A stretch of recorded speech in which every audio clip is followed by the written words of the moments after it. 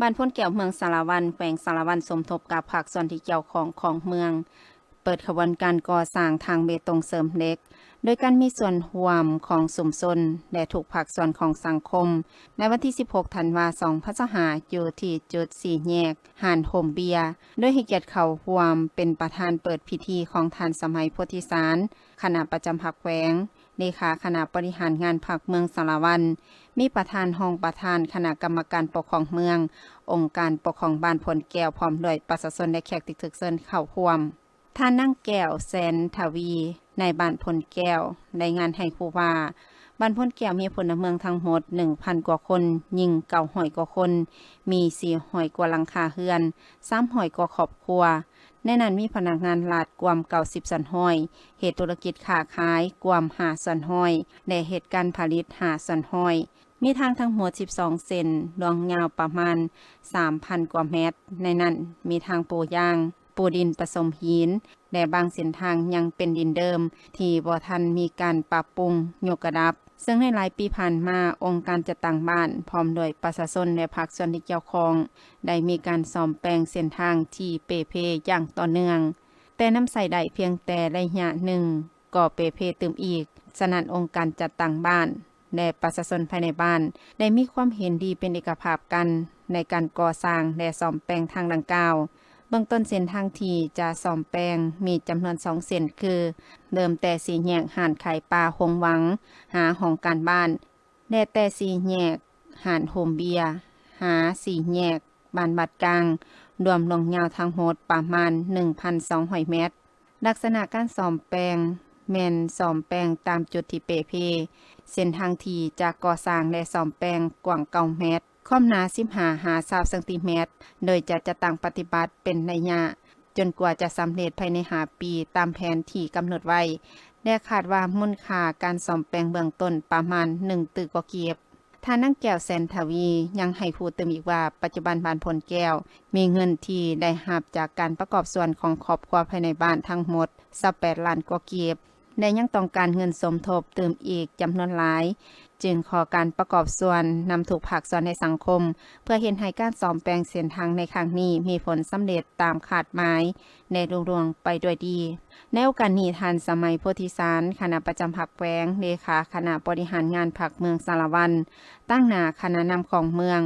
ได้มอบเงินประกอบส่วนจำนวน5 ล้านกีบและนอกจากนั้นยังมีบรรดาแผนกการองค์การเทียบเท่าห้องการออมค้างเมืองผู้ประกอบการธุรกิจห้างห้านและบุคคล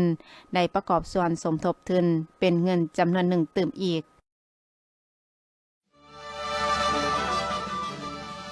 ประธานไกรสอนพรหมวิหารยืนยงในภารกิจการปฏิบัติของพวกเขาตลอดไปประธานไกรสอนพรหมวิหารคือวีรบุรุษแห่งชาติลาวที่เป็นลูกหักหลานแพงของประชาชนลาวบรรดาเผ่าผู้ที่ได้อุทิศกำลังแห่งกายและสติปัญญาตลอดชีวิตให้แก่ภารกิจต่อสู้ปลดปล่อยชาติก็คือภารกิจปกปักรักษาและสร้างสาพัฒนาประเทศชาติแนวคิดของเพิ่นที่เป็นทัศนะรอบด้านทุกภูมิเขตเวียกงานได้กลายเป็นพื้นฐานแนวคิดทฤษฎีของพรรคเป็นเข็มชี้ทิศเยืองทางให้แก่การปฏิบัติหน้าที่เวียกงานตัวจริงของสมาชิกพรรคพนักงานก็คือการจัดตั้งพรรครัฐของพวกเขาคุณธาตุการเมืองคุณสมบัติศีลธรรมปฏิวัติแบบแผนวิธีเฮ็ดเวียกแบบแผนการนำพาและแบบแผนการดำรงชีวิตของเพิ่นได้กลายเป็นแวนแยงอันใสแจ้งในการฝึกฝนหล่อหลอมตนเองของคนหุ่นหลังเพื่อให้กลายเป็นผู้สืบทอดภารกิจอันยิ่งใหญ่ประกอบส่วนในการสร้างสาพัฒนาประเทศชาติให้มั่งคั่งเข้มแข็งประชาชนทั้งมีผาสุขสังคมมีความยุติธรรมและศิวิไลย์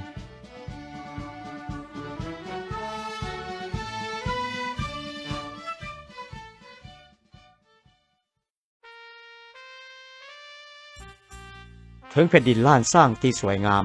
พระธาตุอิงหังที่ศักดิ์สิทธิ์ถือเป็นมือเริ่มนิมิตหมายอันสำคัญทางประวัติศาสตร์ของชาติลาวเมื่อนางดกซึ่งเป็นภรรยาของทานหลวนได้ให้กำเนิดเด็กชายไกรสอนพรหมวิหารที่บ้านนาเซงเมืองคันธบุรีแขวงสวรรณเขตจิตใจแห่งความมีเมตตาและดุมันอดทนภาคเพียรก็คือจิตใจที่เต็มไปด้วยความหักและห่วงแหนแผ่นดินเกิดของประธานไกรสอนพรหมวิหารได้ถูกปลูกฝังให้แตกนอโจแหนงมาแต่ข้างยังเยาว์วัย เคียงคู่กับเรียนประถมศึกษาสามัญแล้วบิดามารดาของเพิ่นได้ถือสำคัญเอาใจใส่ในการเลี้ยงดูและอบรมสั่งสอนให้ลูกชายเป็นคนมีความหักความเมตตาและอดทนในการศึกษาเรียนรู้ด้านต่างๆโดยมารดาเพิ่นได้ยกคำสุภาษิตที่มีลักษณะเปรียบเทียบให้ลูกชายค้นคว้าตึกตองถือเป็นคติคือให้ใจดีคือพระเจ้าและอดทนคือพระเตมีนอกนั้นเด็กชายไกรสอนพรหมวิหารยังได้รับการสุกยู่ส่งเสริมให้เรียนรู้บรรดาศิลปะวัฒนธรรมที่เป็นเอกลักษณ์ของความเป็นชาติลาวคนลาวนั่นก็คือแขนพร้อมเดียวกันเพิ่นยังได้สนใจและเอาใจใส่ในการศึกษาเรียนรู้คุณธรรมและวรรณคดีอันลือชื่อของชาติลาวจากหนังสือผูกใบลานเป็นต้นวรรณคดีเรื่องสังสินไซ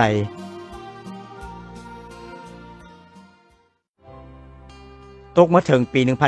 1934 ในขณะที่เด็กชายไกรสอนพรหมวิหารกำลังม่วนซื่นกับวัยเด็กที่เต็มไปด้วยความอบอุ่นของครอบครัวมีพ่อล้วนแม่ดกน้องสาวสวรรค์ทองและกองมณีอยู่นั่นต้องจำใจลาไปไกลจากบ้านเกิดเมืองนอนไกลจากสายตาแห่งความหักความห่วงใยของพ่อแม่ไกลจากแผ่นดินที่หอมหวนด้วยดอกจำปาและมวลซืนด้วยเสียงแคนหัวอกของพ่อแม่บ่อยากให้ลูกพลัดพรากจากตนไปไกลในเวลาอายุเพียง14 ปีเท่านั้นแต่ย้อนประเทศลาวในเวลานั้น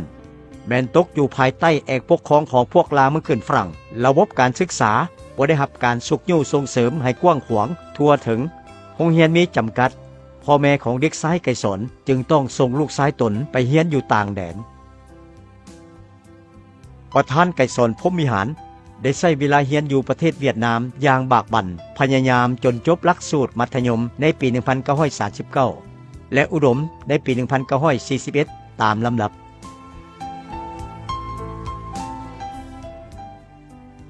ซึ่งผลงานดังกล่าวก่อนจะญาติมาได้ก็ย้อนเพิ่นได้เอาใจใส่ในการค้นคว้าหำเฮียนทั้งในโรงเรียนตามหลักสูตรที่ครูอาจารย์ได้ซิดสอนและทางนอกโรงเรียนจากปึ้มหนังสือพิมพ์และเอกสารต่างๆก็คือเรียนนำหมู่เพื่อนมิตรสหายที่เรียนนำกันเป็นต้นเรียนภาษาเวียดนามนำมิตรสหายเวียดนามแล้วสอนภาษาลาวให้สหายเวียดนามคืนซึ่งสิ่งดังกล่าวบ่เพียงแต่เป็นการแลกเปลี่ยนความรู้ด้านภาษานำกันเท่านั้นแต่มันยังกลายเป็นพาหนะหนึ่งของการแลกเปลี่ยนศิลปะวรรณคดีและวัฒนธรรมอีกด้วยโดยเพิ่นมักให้สหายเวียดนามเล่านิทานเวียดนามให้ฟังส่วนเพิ่นเองก็ได้เล่านิทานลาวเรื่องปูเยอยาเยอคุณบุลมและพลักพลามให้สหายเวียดนามฟังเคียงคู่กันนั้นก็มีการแลกเปลี่ยนประเพณีวัฒนธรรมด้วยการเฮ็ดบาสีสู่ขวัญให้หมู่เพื่อนมิตรสหายในโอกาสบุญปีใหม่ลาวและสร้างบรรยากาศความเบิกบานมวลซืนในยามพักเรียนด้วยการเป่าแคนซึ่งได้กลายเป็นเอกลักษณ์หนึ่งของนักเรียนลาวที่เฮ็ดให้หมู่เพื่อนมีความผ่อนคลายและนิยมสมชอบในเสียงดนตรีพื้นเมืองลาวที่เป็นเอกลักษณ์ดังกล่าวประธานไกรสอนพรหมวิหารเป็นผู้ที่มีความหักมักในการศึกษาเรียนรู้ศาสตร์แขนงต่างๆเป็นต้นศิลปศาสตร์และอักษรศาสตร์ซึ่งทั้งสองศาสตร์ดังกล่าวได้กลายเป็นขั้วเชื่อมต่อเฮ็ดให้เพิ่นสามารถเข้าถึงมหาชนที่เป็นก้อนกำลังแห่งของการปฏิวัติทั้งรู้ถึงความมุ่งมา่ปรารถนาของเขาเจ้าคืออิสรภาพที่ปราศจากการกดขี่ขูดรีดแต่ความปรารถนาของประชาชนจะสำเร็จได้จะต้องมีการนำพาปฏิวัติเปลี่ยนแปลงการปกครองปลดแอกแห่งการกดขี่ข่มเหงนั้นออกไปซึ่งการนำพาจะสำเร็จตามเป้าหมายนั้นได้จะต้องแม่นการนำพาของชนชั้นกรรมกรสาวผู้ออกให้งานที่ก้าวหน้าที่มีพรรคนำพานั่นก็คือพรรคคอมมิวนิสต์อินโดจีนโดยเพิ่นได้เริ่มศึกษาเรียนรู้ขบวนการปฏิวัติจากการได้มีโอกาสสัมผัสตัวจริงในขบวนการเช้านุ่มของโรงเรียนได้ร่วมลงลายเซ็นสนับสนุนคำเสนอของนักเรียนส่งไปถึงผู้สำเร็จราชการฝรั่งประจำอยู่อินโดจีนเพื่อทวงเอาสิทธิเสรีภาพและแก้ไขชีวิตการเป็นอยู่ของประชาชน3ชาติอินโดจีนรวมมีลาวเวียดนามและกัมพูเชียนอกนั้นยังได้ศึกษาเรียนรู้ขบวนการปฏิวัติในหนังสือพิมพ์แห่งงานซึ่งเป็นกระบอกเสียงของพรรคคอมมิวนิสต์อินโดจีน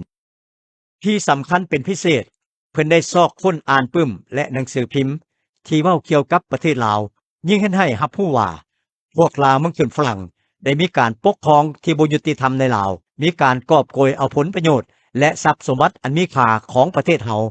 ไปสร้างหังคูนมีให้แก่พวกเขา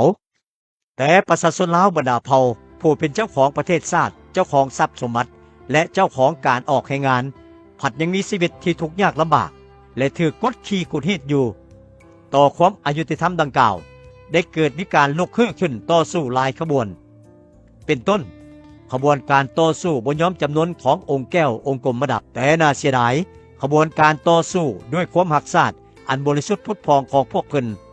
บ่มีกำลังแหงเพียงพอต้านคืนกับกำลังที่ใหญ่โตของพวกลาวมังขึ้นฝรั่งได้ต่อมาก็มีขบวนการลุกขึ้นต่อสู้ของกรรมกรบ่อกลัวพลติ้วและอื่นๆเพื่อเรียกร้องให้ขึ้นเงินเดือนและปรับแปลงชีวิตการเป็นอยู่แต่ขบวนการต่อสู้เหล่านั้นก็ถูกปราบปรามลง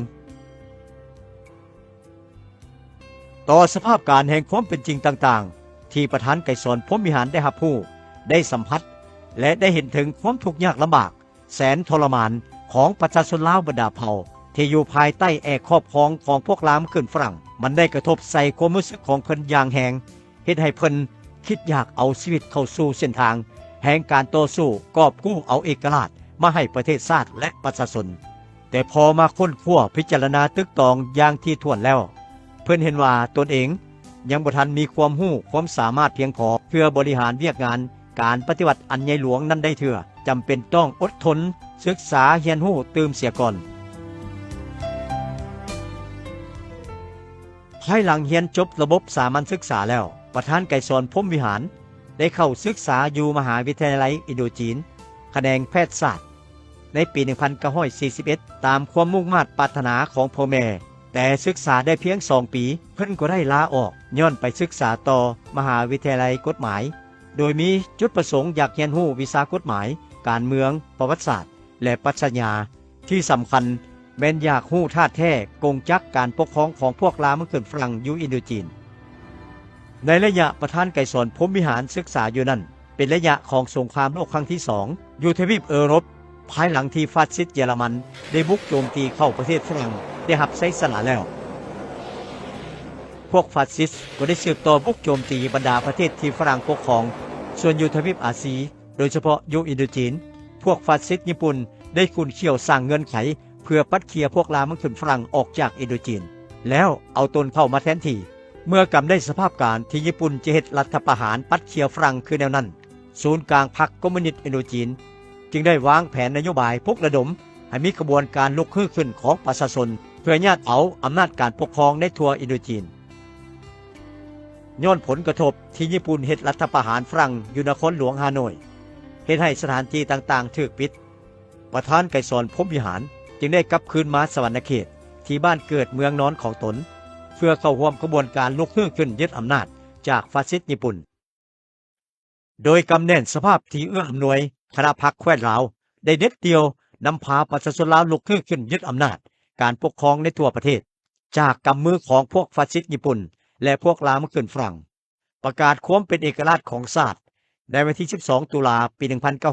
1945และสร้างตั้งรัฐบาลลาวอิสระขึ้นซึ่งได้กลายเป็นชัยชนะที่มีความหมายทางประวัติศาสตร์สำคัญที่สุดมันเป็นเทือทำอิฐที่ประชาชนลาวบรรดาเผ่าได้กลับคืนมาเป็นเจ้าของประเทศชาติและเป็นเจ้าของชะตากรรมตนเองภายหลังประเทศถูกแบ่งแยกและตกเป็นค่อยข่าชาติอื่นเป็นเวลายาวนานหลังจากได้รับเอกราชบ่พอเท่าใดพวกลาวมังขึ้นฝรั่งก็กลับตาวคืนมายึดของประเทศลาวของพวกเขาขึ้นใหม่โดยพวกเขาได้ใช้เครื่องบินและปืนใหญ่ยิงทำลายอย่างปวงบ้าเฮ็ดให้มีประชาชนถูกบาดเจ็บและล้มตายจำนวนหลวงหลายโดยเฉพาะในบ้านหบต่อสู้ป้องกันตัวเมืองท่าแขกในวันที่21 มีนาปี 1946ภายหลังเคลื่อนไหวเฮ็ดเวียกอยู่สวรรณเขตระยะหนึ่งประธานไกรสอนพรหมวิหารก็ได้กลับคืนไปฮานอยเพิ่นได้เข้าร่วมเฮ็ดเวียกในคณะติดต่อลาวเวียดนาม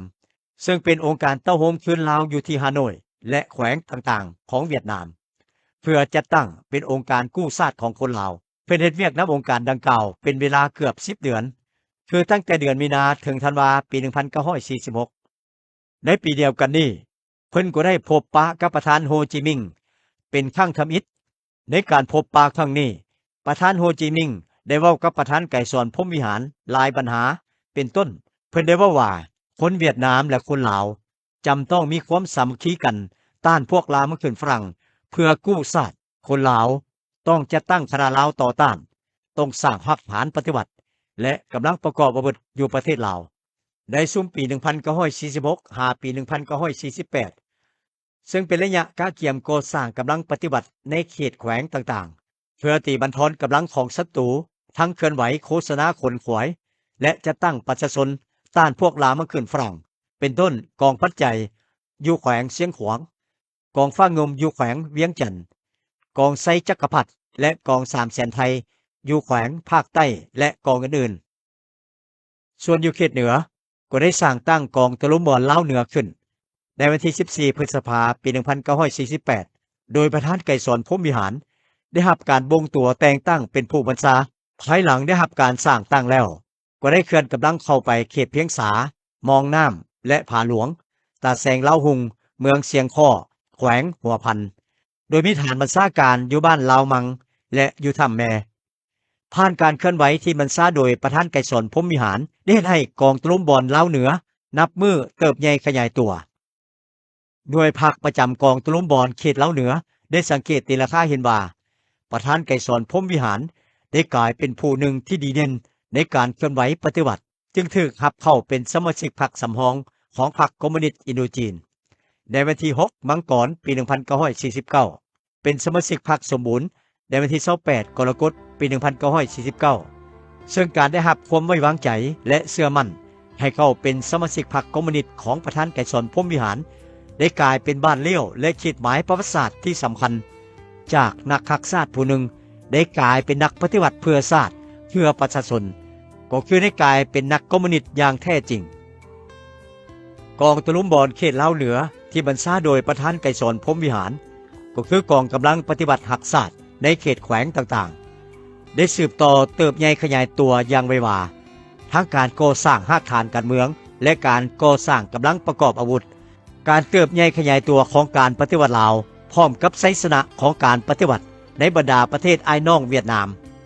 และกัมพูเชียเฮ็ดให้พวกลาวมังขึ้นฝรั่งจำต้องหันเปลี่ยนยุทธศาสตร์จากตีไว้สนามไว้มาเป็นยุทธศาสตร์ยาวนาน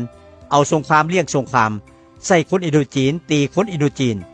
ใส่คนภายในประเทศตีกันเองหรือใส่คนลาวฆ่าคนลาวคนอินโดจีนฆ่าคนอินโดจีนพร้อมทั้งได้เพิ่มจำนวนพลทหารของพวกเขาเจ้าเข้ามาอินโดจีนต่อสภาพการดังกล่าวศูนย์กลางพรรคคอมมิวนิสต์อินโดจีนได้วางนโยบายสกัดกั้นการบุกโจมตีของศัตรูเข้าเขตที่มั่นของการปฏิวัติขยายสงครามกองร้อนด้วยรูปการใส่กองห้อยเอกราชเป็นกองโฆษณาประกอบอาวุธสมทบกับการเคลื่อนไหวตีศัตรูด้วยแนวทางนโยบายดังกล่าวนั้นเฮ็ดให้กำลังประกอบอาวุธประชาชนได้รับการสร้างตั้งขึ้นหลายกอง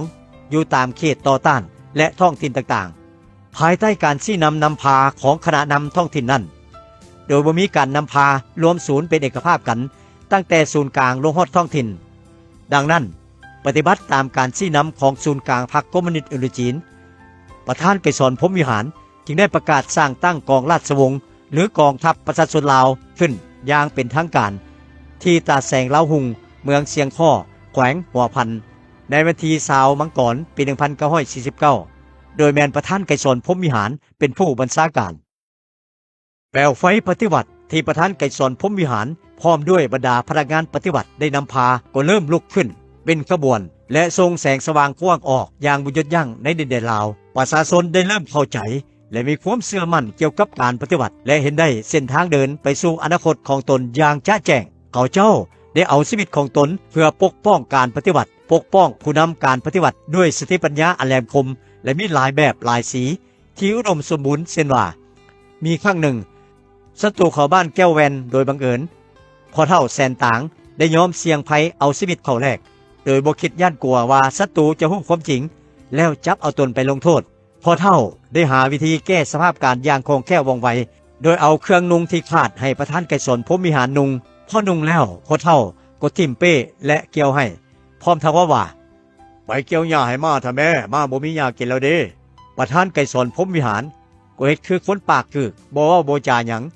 ย่างก้มหน้าพาวงปินล้อมของศัตรูออกไปอย่างปลอดภัย เพื่อปฏิบัติหน้าที่ยุทธศาสตร์ในการสร้างตั้งรัฐบาลลาวต่อต้านขึ้นให้ไว้เท่าที่จะไว้ได้กองประชุมใหญ่ผู้แทนแนวลาวต่อต้านจึงได้ไขขึ้นในระหว่างวันที่ 13 หาวันที่ 15 สิงหาคม ปี 1950 กองประชุมได้ตกลงเป็นเอกสารสร้างตั้งแนวโฮมเอกภาพแห่งชาติภายใต้ชื่อว่าแนวลาวอิสระและได้เลือกเอาคณะบริหารงานศูนย์กลางแนวลาวอิสระที่เป็นตัวแทนให้แก่ภาคส่วนต่างๆซึ่งประธานไกรสอนพรหมวิหารถือเลือกให้เป็นกรรมการศูนย์กลางแนวลาวอิสระโดยมีเสด็จเจ้าสุพรรณวงศ์เป็นประธานพร้อมด้วยบรรดาท่านการนำปฏิวัติเป็นห้องประธานและกรรมการพร้อมนั้น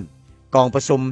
ยังได้ตกลงสร้างตั้งรัฐบาลลาวต่อต้านซึ่งประธานไกรสอนพรหมวิหารได้ถูกเลือกให้เป็นรัฐมนตรีกระทรวงป้องกันประเทศที่มีเสด็จเจ้าสุพรรณวงศ์เป็นนายกรัฐมนตรีทั้งเป็นรัฐมนตรีกระทรวงการต่างประเทศท่านภูมิวงศ์วิจิตรเป็นรัฐมนตรีกระทรวงภายในท่านหนูหักพุ่มสวรรค์เป็นรัฐมนตรีกระทรวงการเงินเจ้าสุขวงศ์ศักดิ์เป็นรัฐมนตรีกระทรวงศึกษาธิการท่านสีทนกรมดำเป็นรัฐมนตรีท่านไฟด่างเป็นรัฐมนตรีเสด็จเจ้าเพชรราชเป็นที่ปรึกษาของแนวลาวอิสระและรัฐบาลลาวต่อต้านกองประชุมได้ตกลงเป็นเอกสารกำหนดคำขวัญของการปฏิวัติลาวคือประเทศลาวเอกราชเอกภาพเข้มแข็งกำหนดชื่อประเทศแมนประเทศลาวกำหนดธงชาติเพลงชาติประธานไกรสอนพรหมวิหารในฐานะเป็นรัฐมนตรีว่าการกระทรวงป้องกันประเทศและเป็นผู้บัญชาการกองทัพของรัฐบาลลาวอิสระได้เด็ดเดี่ยวสุ่มทั้งกำลังแห่งกายและจิตใจอุทิศเข้าในการก่อสร้างและขยายกำลังประกอบอาวุธปลุกระดมขบวนการสงครามกองร้อนต้านการกวดล้างไปเคียงคู่กับการปรับปรุงและขยายฐานที่มั่นการปฏิวัติพร้อมทั้งได้ชี้นำการต่อสู้ในบั้นหบโจมตีต่างๆรวมทั้งบั้นหบบุกโจมตีแนวป้องกันและสกัดกั้นศัตรูบ่ให้ส่งกำลังไปสนับสนุนการสู้รบอยู่เดียนเบนฟูสิ่งดังกล่าวได้ประกอบส่วนสำคัญเข้าในชัยชนะบั้นหบเดียนเบนฟูของเวียดนามกำลังปฏิบัติร่วมสามัคคีสู้รบระหว่างสามชาติอินโดจีนมีความแน่นแฟ้นยิ่งขึ้นกองทัพและประชาชนเฮานับมือนับญาติได้ชัยชนะอันใหญ่หลวงในทั่วสนามรบอินโดจีนพวกลาวมาขึ้นฝรั่งจำต้องเซ็นสัญญาเซแนลในวันที่20 กรกฎาคม ปี 1954 เกี่ยวกับอินโดจีนรับรู้เอกราชอธิปไตยเอกภาพและผืนแผ่นดินอันครบถ้วนของสามชาติลาวเวียดนามและกัมพูชารับรู้สองแขวงหัวพันและพงศาลีเป็นเขตคุ้มครองโดยกงของกำลังปฏิวัติชัยชนะดังกล่าวได้เป็นขีดหมายประวัติศาสตร์ของประชาชนลาวก็คือของประชาชนสามชาติลาวเวียดนามและกัมพูชาเฮ็ดให้แอกครอบครองของพวกลาวมาขึ้นฝรั่งอยู่ประเทศเฮาตั้งแต่ปี 1893 ถึงปี 1954 ได้สิ้นสุดลงประกอบส่วนเขาในการเปิดฉากและสุกยู่เส้นทางแห่งการพังทลายของลัทธิลามขึ้นแบบเก่าในขอบเขตทั่วโลกภายหลังที่จักรพรรดิลามขึ้นฝรั่งปราศัยจักรพรรดิอเมริกาได้ดำเนินการคุ้นเคี่ยวปัดเคียจักรพรรดิฝรั่งแล้วโดดเข้ามาแทนเพื่อปฏิบัติกลอุบายอยากเฮ็ดให้ประเทศลาวกลายเป็นเมืองขึ้นแบบใหม่และเป็นฐานทัพของพวกมันในปี 1954 ขณะที่ฝ่ายประเทศลาวกำลังปฏิบัติสัญญาเชอร์แนลอย่างเข้มงวดอยู่นั้นจักรพรรดิอเมริกาและพวกลูกมือได้ทำลายสัญญาเชอร์แนลอย่างเปิดแปนในสภาพดังกล่าวนั้นมันได้เรียกร้องให้มียุทธศาสตร์ใหม่ของการปฏิวัติดังนั้นอิงตามมติกองประชุมใหญ่ครั้งที่ 2 ของพรรคคอมมิวนิสต์อินโดจีนในปี 1951 ที่ให้แต่ละประเทศสร้างตั้งพรรคของตนขึ้นนั้นผ่านการกระเกียมความพร้อมด้านต่างๆอย่างละเอียดมาเป็นเวลา 4 ปีกองประชุมใหญ่ผู้แทนทั่วประเทศครั้งทมิตรของสมาชิกพรรคได้ไขขึ้นอย่างเป็นทางการในวันที่ 22 มีนาคม ปี 1955 ที่บ้านนาแมวเมืองเวียงไซแขวงหัวพันกองประชุมได้ตกลงเป็นเอกภาพประกาศสร้างตั้งพรรคประชาชนลาวเลือกตั้งเอาคณะชี้นำศูนย์กลางพรรค5 สหายเลือกเอาสหายไกรสอนพรหมวิหารเป็นเลขาธิการคณะชี้นำศูนย์กลางโดยมีสหายหนูหักพุ่มสวรรค์สหายบุญพรหมมหาไสยสหายศิสวัสดิ์แก้วบุญพันธ์สหายคำแสงศรีวิไลเป็นกรรมการปฏิบัติตามนโยบายของพรรคในการหันทิศต่อสู้ตีต้านสงครามพิเศษของพวกจักรพรรดิอเมริกาแนวลาวอิสระได้เปิดกองประชุมใหญ่ขึ้นในวันที่ 6 มังกร ปี 1956 แล้วได้ตกลงเปลี่ยนชื่อจากแนวลาวอิสระมาเป็นแนวลาวรักษาเพื่อสามัคคีทุกกำลังที่สามารถสามัคคีเข้าในแนวโฮมแห่งชาติอย่างกว้างขวางบนพื้นฐานพันธภาพกรรมกรชาวนาภายใต้การนำพาของพรรคในใส่ล้อมเปียวและพันแยกศัตรูของชาติ ซึ่งเป็นหนึ่งในยุทธศาสตร์ที่มีความหมายตัดสินชัยชนะของการปฏิบัติในกองประชุมใหญ่ครั้งนี้ประธานไกรสอนพรหมวิหารได้รับเลือกตั้งเป็นรองประธานคณะกรรมการศูนย์กลางแนวลาวหักษาโดยแมนเสด็จเจ้าสุพรรณวงศ์สืบต่อเป็นประธานและบรรดาท่านการนำปฏิบัติเป็นรองประธานและกรรมการเห็นได้ถึงความสัมพันธ์ของมหาชนที่เป็นก้อนกำลังมหาศาลของการปฏิบัติทั้งเป็นแรงความรู้อันกว้างใหญ่ดังนั้นยามใดประธานไกรสอนพรหมวิหารก็ญาติเวลาเข้าร่วมโอลมแลกเปลี่ยนความคิดความเห็นและร่วมกิจกรรมต่างๆของมหาชนทั้งมหาชนที่เป็นการนำด้วยกันกำลังประกอบอาวุธเอื้อยน้องแม่หญิงประชาชนลาวบรรดาเผ่าโดยกำได้สภาพการของศัตรูประธานไกรสอนพรหมวิหารได้ชี้นำให้มีการต่อสู้ทั้งการทหารและการเมืองจนสามารถญาติได้เสสนะทับมั่งกลอุบายของพวกจักรพรรดิอเมริกาที่วางดับศูนย์กำลังหักษาต่อเสสนะดังกล่าวเหตุใดมีการเซ็นสัญญาเวียงจันทน์ในวันที่2 พฤศจิกายน ปี 1957 สร้างตั้งรัฐบาลผสมแห่งชาติครั้งทมิตรในวันที่ 19 พฤศจิกายน ปี 1957 โดยมีผู้แทนลาวหักษาเข้าร่วมในฐานะเป็นตัวแทนอันแท้จริงให้แก่ประชาชนลาวบรรดาเผ่าโดยเชิดชูคันธงสันติภาพเอกราชและความถูกต้องปกครองชาติเพื่อแสดงออกถึงเจตนาอันบริสุทธิ์ของกำลังหักษาในการปฏิบัติสัญญาเวียงจันทน์ปี 1957 พรรคได้ตัดสินใจนำเอากองทหารของตน2 กองพันคือกองพันที่ 1 และกองพันที่ 2 เข้ารวมลาวย้อนญาติกลัวต่อการเติบใหญ่ขยายตัวของการปฏิบัติและย้อนถึกปราศัยในกลอุบายล่อเสือออกจากถ้ำหันเปลี่ยนโดยสันติของพวกศัตรูพวกเขาจึงได้ใช้กำลังอาวุธต้านกับกำลังปฏิบัติอย่างหุนแหงพร้อมทั้งบีบฮัดให้รัฐบาลผสมชั่วคราวแห่งชาติลาออกในวันที่ 22 กรกฎาคม ปี 1958 แล้วสร้างตั้งรัฐบาลหุ้นขึ้นแทนโดยบ่มีการเข้าร่วมของฝ่ายประเทศลาวหรือแนวลาวหักษาเมื่อสภาพการเปลี่ยนแปลงไปแนวนั้นประธานไกรสอนพรหมวิหารในฐานะผู้นำสูงสุดของพรรคพร้อมด้วยบรรดาการนำปฏิบัติที่พร้อมเคลื่อนไหวอยู่นครหลวงเวียงจันทน์ได้ประชุมด่วนเพื่อตีราคาสภาพการว่าควรจะมีทิศทางในการต่อสู้แนวใดซึ่งในกองประชุมก็มีหลายความเห็นที่มีเหตุผลแตกต่างกันส่วนประธานไกรสอนพรหมวิหารได้ให้การสังเกตตีราคาต่อสภาพการอย่างมีวิทยาศาสตร์ว่าพวกจักรพรรดิอเมริกาและลูกแหล่งตีนมือแน่นอนจะสืบต่อปราบปรามแนวลาวหักษาปราบปรามขบวนการปฏิวัติฉะนั้นพวกเขาต้องหันทิศต่อสู้ผู้ใดมีฐานะถือกฎหมายต้องอยู่ต่อสู้จนถึงที่สุดถึงว่าศัตรูจะจับกลุ่มคุมขังก็ต้องเกียมพร้อมอดทนผ่านผ่าส่วนผู้ที่บ่มีฐานะถูกต้องตามกฎหมายต้องกลับคืนเขตที่มันเพื่อสืบต่อนำพาการปฏิบัติและจะเป็นการผิดพลาดถ้าจะเอากำลังทั้งหมดออกเคลื่อนไหวเปิดเผยเพราะว่าถ้าเหตุแล้วนั้นศัตรูจะวานแหบาดเดียวก็จับได้ทั้งหมดถ้าจะเอากำลังทั้งหมดหันไปเข้าเคลื่อนไหวปิดลับก็จะเท่ากับว่าเจนให้สนามรบต่อสู้การเมืองเป่าวางเริ่มจากการแจ้งแยกอย่างมีวิทยาศาสตร์นั้นศูนย์กลางพรรคได้ตกลงอย่างเป็นเอกสารกันว่าต้องให้มีกำลังเคลื่อนไหวปิดลับควบคู่กับกำลังเคลื่อนไหวเปิดเผยโดยเป็นเอกภาพกันตกลงให้บรรดาท่านที่เป็นผู้แทนสภาซึ่งได้เคลื่อนไหวเปิดเผยแล้วให้สืบต่อเคลื่อนไหวอยู่เวียงจันทน์ส่วนท่านใดที่อำนาจการปกครองเวียงจันทน์บ่ทันฮู้หรือฮู้ก็บ่ทันคักแน่ปานใดนั้นแม้ท่านเข้าเคลื่อนไหวปิดลับหมดโดยปฏิบัติตามการตกลงนั้นประธานไกรสอนพรหมวิหารพร้อมด้วยประธานคำไต่ศรีพันดอน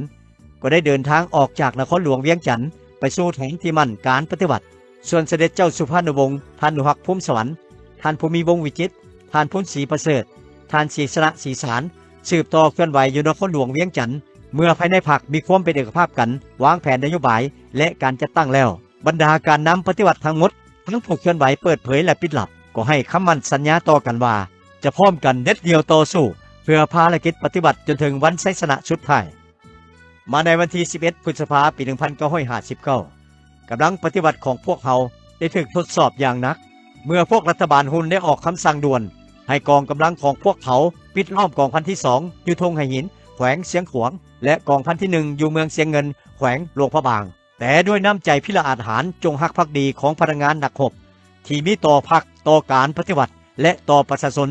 บวกใส่การชี้นำของศูนย์กลางพรรคที่มีประธานไกรสอนพรหมวิหารเป็นผู้นำพานักรบปฏิบัติกองพันที่ 2ได้พร้อมกันตัดสินใจเด็ดเดียวตีพาวงปิดล้อมของทหารฝ่ายเวียงจันทน์ออกไปสู่เขตที่มั่นของการปฏิบัติในวันที่ 17 พฤษภาคม ปี 1959 อย่างพิละอาหาร พื่อเป็นการย่องย้อสรรเสริญต่อความพิละอาหารของกองพันที่2ที่พาวงปิดล้อมของศัตรูได้อย่างปลอดภัยทั้งเป็นการปลุกระดมน้ำใจต่อสู้ของกองทัพและประชาชนเฮาประธานไกรสอนพรหมวิหารได้กล่าวสนุดีว่ากองพันที่2ได้พาวงปิดล้อมของศัตรูกลับคืนสู่เขตที่มั่นอย่างปลอดภัยนั้นได้ให้สงครามกองรอนมีการขยายตัวไปทั่วทุกแห่งหนขบวนการต่อสู้ทางด้านการเมืองของประชาชนและสังคมต่างๆอยู่แต่ละท้องถิ่นนับแต่อยู่เขตชนบทและอยู่ในตัวเมืองใหญ่น้อยได้เป็นขบวนฟุดเดือดขึ้นขบวนลุกฮืออย่างอุกอาจกล้าแก่นของประชาชนเป็นต้นแม้นอยู่เขตชนบทได้ขยายตัวไปถึงขั้นมีการประสานสมทบกันลุกฮือขึ้นยึดอำนาจอยู่ขั้นพื้นฐานของการปฏิบัติอยู่หลายท้องถิ่นในทั่วประเทศด้วยนโยบายที่อยากนับศูนย์การปฏิบัตินับศูนย์บรรดาการนำปฏิบัติมาในวันที่28กรกฎาคมปี 1959พวกรัฐบาลฮุนเวียงจันทน์ได้สั่งจับกุมคุมขังบรรดาผู้นำแนวราหอกศาสตร์16ท่านเหตุการณ์ดังกล่าวได้กระทบถึงขวัญและกำลังใจของกำลังปฏิบัติอย่างใหญ่หลวงประธานไกรสอนพรหมวิหารในฐานะผู้ถือหัวเรือน้ำหน้าการปฏิบัติเมื่อได้รับข่าวดังกล่าวก็สุดที่เป็นห่วงเป็นใยบรรดาการนำปฏิบัติที่ถูกจับกุมคุมขังแต่เพิ่นก็มีความนักแน่นอุ่นเอียนทุนเทียงเชื่อมั่นต่อพลังแห่งและอุดมการณ์ของการปฏิบัติก็คือคำมั่นสัญญาที่มีไว้ต่อกันของบรรดาการนำปฏิบัติเพิ่นจึงวางแผนเพื่อเอาผู้นำออกจากคุกโดยเพิ่นได้ฮิบฮ้อนแต่งตั้งพนักงานเข้ามาเวียงจันทน์เพื่อเก็บกำสภาพการวางแผนปกป้องบรรดาการนำที่ถูกคุมขังไปเคียงคู่กับการปลุกระดมให้กำลังใจแก่ครอบครัวของผู้ถูกจับกุมคุมขังให้อุ่นเอียนรอท่าโอกาสและให้ความเชื่อมั่นว่าแนวใดก็ตามบรรดาการนำปฏิบัติที่ถูกจับกุมคุมขัง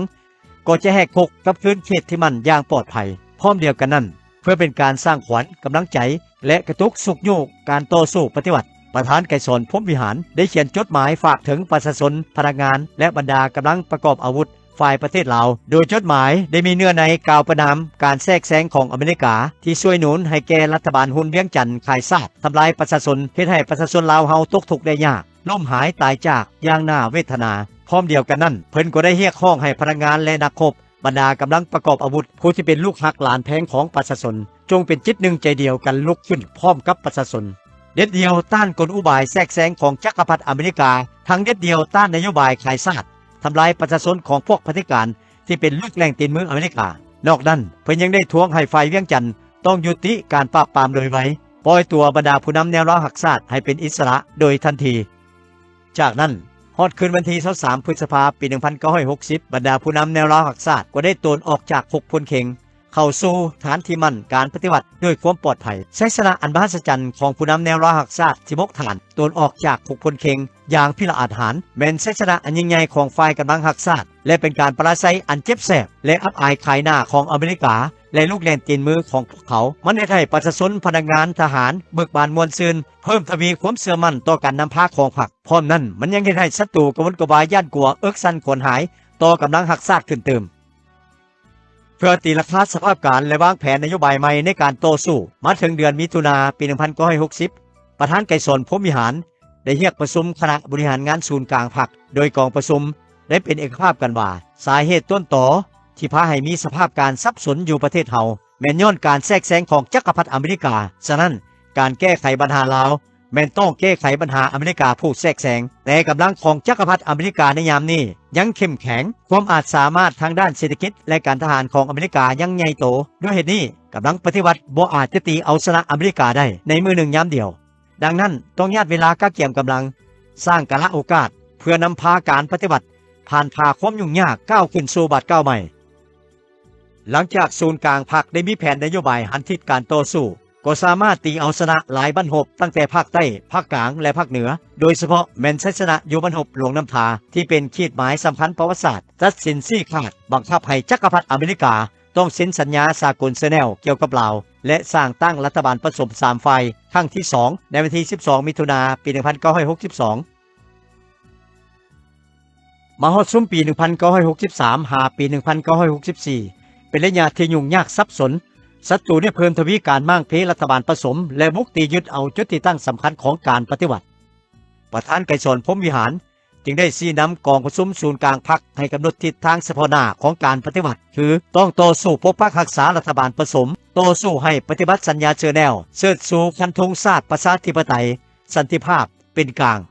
ไปเคียงคู่กับการออกแหงปรับปรุงกำลังปฏิบัติในทุกด้านเพื่อรับประกันการปฏิบัติหน้าที่เฉพาะหน้าของการปฏิบัติย้อนแบบแผนนำพาและแบบแผนที่เฮ็ดเวียกของประธานไกรสอนพรหมวิหารที่ถือสำคัญในหลักการและวิทยาศาสตร์มีการวางแผนการติดตามกวดกาและสรุปถอดถอนบทเรียนเป็นแต่ละระยะดังนั้นเพื่อญาติแยงเอาบทเรียนของการต่อสู้ในระยะผ่านมาเพิ่นจึงได้นำพาเปิดกองประชุมถอดถอนบทเรียนเกี่ยวกับการสู้รบของกองทัพและประชาชนเฮาขึ้นในกองประชุมเพิ่นได้กล่าวว่าเชียงภูกับบั้นหบที่พวกเขาได้รับชัยชนะแล้วก็ยังมีบั้นหบที่พวกเขาถูกเสียหายฉะนั้นการถอดถอนบทเรียนแม่นความจำเป็นที่จะต้องได้เฮ็ดเป็นปกติเป็นต้นแม้นภายหลังบั้นหบใหญ่ๆไปพร้อมกับการถอดถอนบทเรียนการสู้รบของแนวหน้าแล้วยังต้องถือสำคัญของแนวหลังเพราะแนวหลังก็มีหลายภาคส่วนที่สำคัญแนวหลังเข้มแข็งจึงสามารถสนองเสบียงอาหารสนองอาวุธให้สนามรบแนวหน้าตีเอาชนะข้าศึกได้มาถึงสมปี 1965 หาปี 1968 เพื่อให้ฐานที่มั่นปฏิบัติในทั่วประเทศกลายเป็นบอนอิงอันแน่นแก่นแก่การต่อสู้ของประชาชนในเขตกวดกาชั่วคราวของศัตรูประธานไกรสอนพรหมวิหารได้ชี้นำการจัดตั้งปฏิบัติแผนนโยบายก่อสร้างเขตปลดปล่อยให้เป็นเครื่องหลักหนึ่งเป็นต้นเรียกงานเศรษฐกิจการเงินของเขตปลดปล่อยเรียกงานก่อสร้างและปรับปรุงพรรคให้เข้มแข็งรอบด้านสร้างรากฐานโดยได้ระดมชาวหนุ่มเข้าร่วมทุกเวียกงานและปลุกระดมประชาชนยิงยนต์ศัตรูที่มายิงทำลายเขตปลดปล่อยอันพ้นเด่นแม้ได้ชี้นำบั้นหบปลดปล่อยน้ำบากบั้นหบปลดปล่อยผาทีอยู่แขวงหัวพันสามารถรับสูญกองประชาการของกองปุ้นและทำลายสถานีราดาร์ใหญ่ของอเมริกาอยู่ภาคเหนือลาวได้ต่อมาฮอดซุมปี 1969 หาปี 1973 ภายใต้การชี้นำของประธานไกรสอนพรหมวิหารก็สามารถทับมากแผนการยุทธศาสตร์สงครามพิเศษเพิ่มทวีอยู่ลาวของอเมริกาสามารถบุกโจมตีญาติเอาบริเวณธงให้เห็นขึ้นมาและตีต้านบั้นหบเคลื่อนทัพคู่เกียรติของศัตรูให้ปราศัยลงพร้อมนั้นเพิ่นก็ได้ชี้นำบั้นหบลามเส้น719ทางเลข9ให้ได้รับชัยชนะไปเคียงคู่กันนั้นก็ได้ชี้นำการโต้สู้ทางด้านการเมืองทวงให้ยุติการทิ่มระเบิดยิงทำลายเขตปลดปล่อยให้สองฝ่ายต้องหยุดยิงและเปิดการเจรจาฟื้นฟูสันติภาพปฏิบัติความถูกต้องปกป้องชาติจึงให้สัญญาเวียงจันทน์ได้รับการลงนามในวันที่21กุมภาพันธ์ปี 1973 ซึ่งประธานไกรสอนพรหมวิหารได้ตีราคาว่าสัญญาเวียงจันทน์ปี 1973 เป็นชัยชนะอันใหญ่หลวงรอบด้านเป็นพื้นฐานแต่ก็ต้องก้าวไปเติมอีกจึงจะไปถึงชัยชนะสมบูรณ์ในระยะท้ายของการต่อสู้เพื่อความเป็นเอกราชคือในช่วงปี 1974 หาปี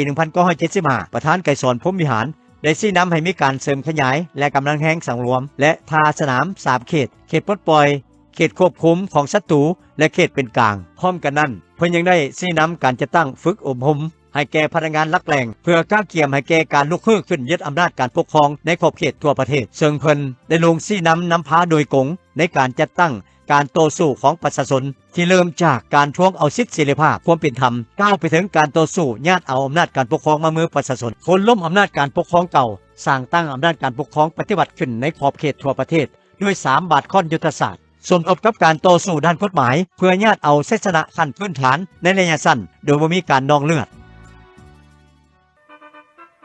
วันเวลาและวินาทีแห่งความพิธีชมชื่นยินดียิ่งหาอันเปรียบปานบ่ได้ของปวงชนลาวทั้งชาติก็มาถึงเมื่อกองประชุมใหญ่ผู้แทนประชาชนทั่วประเทศได้ไขขึ้นอย่างเป็นทางการในวันที่1หาวันที่2ธันวาคมปี 1975 เพื่อประกอบรูปร่างระบอบราชาธิปไตยและสถาปนาระบอบสปป.ลาวขึ้นอย่างสง่าผ่าเผยเลือกเอาประธานสุพรรณวงศ์เป็นประธานประเทศเลือกตั้งประธานไกรสอนพรหมวิหารเป็นนายกรัฐมนตรีแห่งสปป.ลาว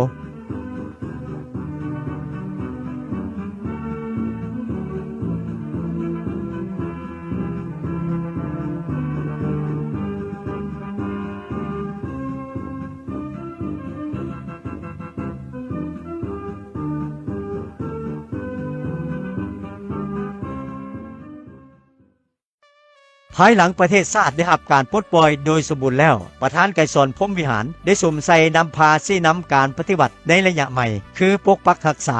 และสร้างสาพัฒนาประเทศชาติทำบาดแผลสงครามและปลดแปลงชีวิตการเป็นอยู่ของประชาชนโดยในปี 1976 ประธานไกรสอนพรหมวิหารได้ชี้นำให้มีการปฏิบัติ3ประการคือการปฏิบัติการเพาะพันธุ์การผลิตการปฏิบัติวิทยาศาสตร์เทคนิคและการปฏิบัติด้านแนวคิดและวัฒนธรรมชี้นำการฟื้นฟูเศรษฐกิจแห่งชาติมันยุ่งยากย้อนว่า พวกเขาเริ่มจากประเทศที่มีเศรษฐกิจกสิกรรมเป็นพื้นฐานการผลิตน้อยกระแจกกระจายเต็มไปด้วยลักษณะธรรมศาสตร์และก้าวขึ้นสังคมนิยมโดยกงโดยผ่านระยะขยายตัวแบบทุนนิยมในด้านอื่นผลหายของสงครามหุกหานของจักรพรรดินิยมและของระบอบเก่าป้าไว้แม่นนักหน่วงที่สุดการรักษาและก่อสร้างสังคมนิยมอยู่แล้วพ่วมดำเนินไปในหลายด้านแต่อันสำคัญที่สุดแม่นการรักษาต้องติดแน่นกับการก่อสร้างโดยเอาการก่อสร้างเป็นต้นต่อมาถึงปี 1979 ในกองประชุมศูนย์กลางพรรคครั้งที่ 7 สมัยที่ 2 ประธานไกรสอนพรหมวิหารได้เสนอต่อพรรคเกี่ยวกับแนวทางหันเศรษฐกิจธรรมชาติและเครื่องเศรษฐกิจธรรมชาติไปสู่เศรษฐกิจสินค้าโดยผ่านการนำใส่รูปแบบขึ้นนิยมแห่งรัฐเริ่มต้นมีแนวคิดริเริ่มและซอกหาแนวทางเปลี่ยนแปลงใหม่ประธานไกรสอนพรหมวิหารได้เป็นเจ้าการพันขยายแนวคิดริเริ่มเปลี่ยนแปลงใหม่ให้เป็นอันละเอียดจะแจ้งและเป็นระบบครบสุดขึ้นเทื่อละก้าวซึ่งเพิ่นได้เน้นหนักเสมอว่าก่อนอื่นหมดต้องเปลี่ยนแปลงใหม่ด้านจินตนาการและความรับรู้เพราะว่าถ้ารักษาจินตนาการเก่าและความรู้เก่าไว้การเปลี่ยนแปลงใหม่ก็จะเกิดขึ้นบ่ได้การเปลี่ยนแปลงใหม่แม่นสิ่งที่ต้องเป็นไปโดยถือเป็นมาตรการยุทธศาสตร์อันหนึ่งแห่งการบูรณะแนวทางเพื่อก้าวขึ้นสู่สังคมนิยมด้วยบาทก้าวอันนักแน่นมีใส่ความเป็นเจ้าการริเริ่มการเปลี่ยนแปลงใหม่ของประธานไกรสอนพรหมวิหารบ่ได้เกิดขึ้นโดยบังเอิญแต่หากเกิดขึ้นบนพื้นฐานการค้นคว้าด้านทฤษฎีและพฤติกรรมอย่างลึกซึ้งเพื่อให้แนวทางเปลี่ยนแปลงใบดำเนินไปอย่างถูกต้องตามทิศทางและจุดหมายที่วางไว้ทั้งรับประกันเสถียรภาพและความมั่นคงของระบอบประชาธิปไตยประชาชนพรรคเฮาภายใต้การนำพาของประธานไกรสอนพรหมวิหารได้กำหนด6หลักฐานพื้นฐานของการปฏิบัติในระยะใหม่คือ 1. ยึดมั่นจุดหมายสังคมนิยมก็คือการก่อสร้างขยายและบูรณะระบอบประชาธิปไตยประชาชน 2. เอาลัทธิมาร์กเลนินเป็นพื้นฐานแนวคิดของพรรคและเป็นเข็มทิศที่นำพาภารกิจปฏิวัติ 3. ยึดมั่นการนำพาของพรรคประชาชนปฏิวัติลาว 4. เสริมขยายประชาธิปไตยบนพื้นฐานหลักการร่วมศูนย์ประชาธิปไตยเอาประชาชนเป็นกกภายใต้การนำพาของพรรค 5. เพิ่มกำลังแหงและความศักดิ์สิทธิ์ให้แก่ระบบอำนาจประชาธิปไตยประชาชน 6. สมทบลัทธิฮักชาติกับลัทธิสากลกรรมชีพและสากลสังคมนิยมสมทบกับกำลังแหงของชาติกับกำลังสังรวมของยุคสมัยการเปลี่ยนแปลงใหม่อยู่ประเทศเฮาดำเนินไปภายใต้การชี้นำพาของประธานไกรสอนพรหมวิหารแม้นมีลักษณะรอบด้านและมีหลักการสาธารณรัฐประชาธิปไตยประชาชนลาวที่มีพรรคประชาชนปฏิวัติลาวนำพาโดยมีประธานไกรสอนพรหมวิหารถือกระทงนำหน้าในการสร้างตั้งปรับปรุงก่อสร้างและเสริมขยายได้เฮ็ดให้ประเทศชาติมีความสงบขั้นพื้นฐานวัฒนธรรมสังคมได้รับการเอาใจใส่และพัฒนาเศรษฐกิจมีการขยายตัวและชีวิตการเป็นอยู่ของประชาชนได้รับการยกระดับขึ้นเทื่อละก้าวชื่อเสียงและอิทธิพลของสปป.ลาวได้สูงเด่นขึ้นในเวทีภาคพื้นและสากล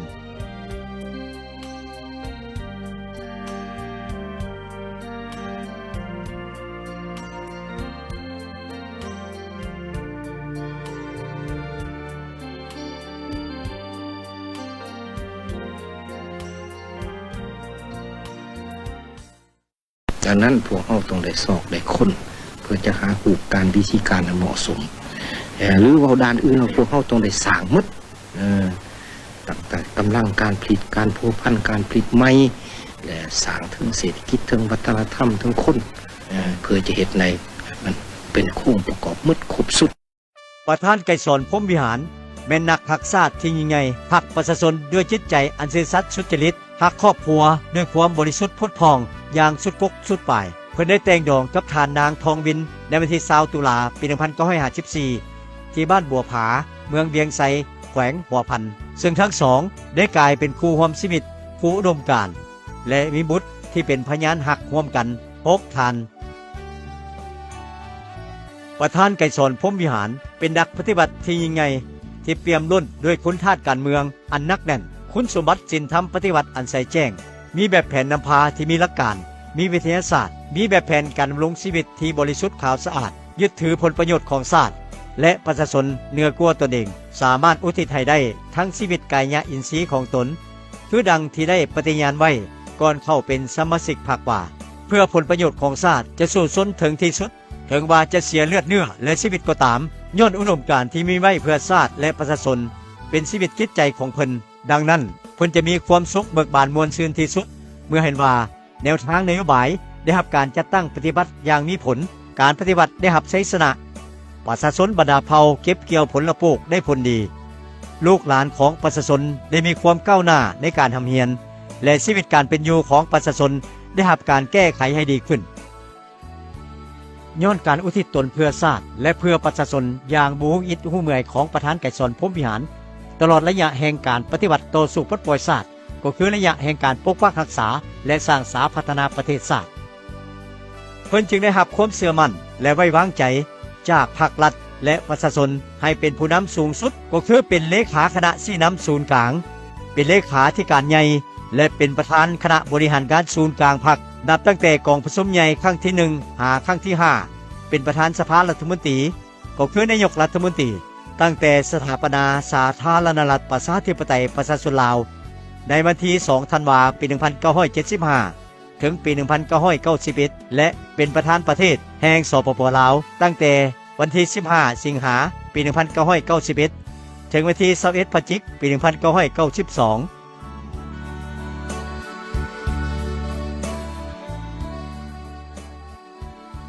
มาถึงเวลา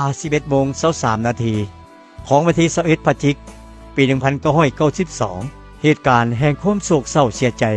และอาลัยอาวรณ์ของประชาชนลาวบรรดาเผ่าทั่วประเทศได้เกิดขึ้นเมื่อฮู้ว่าประธานไกรสอนพรหมวิหารผู้นำที่แสนเคารพรักของปวงชนลาวทั้งชาติได้ถึงแก่มรณกรรมแล้วการมรณกรรมของประธานไกรสอนพรหมวิหารเป็นการสูญเสียอันใหญ่หลวงของชาติของพรรคของรัฐและของประชาชนลาวบรรดาเผ่าเป็นการสูญเสียผู้นำที่ดีเด่นปีศาจสามารถมีความหักชาติที่กล้าแก่นหักประชาชนที่แน่นเหนียวเป็นนักปฏิบัติที่แท้จริงเป็นผู้ที่มีความสามารถฉลาดส่องใสเป็นปัญญาชนปฏิวัติและเป็นนักพฤติกรรมที่ส่องใส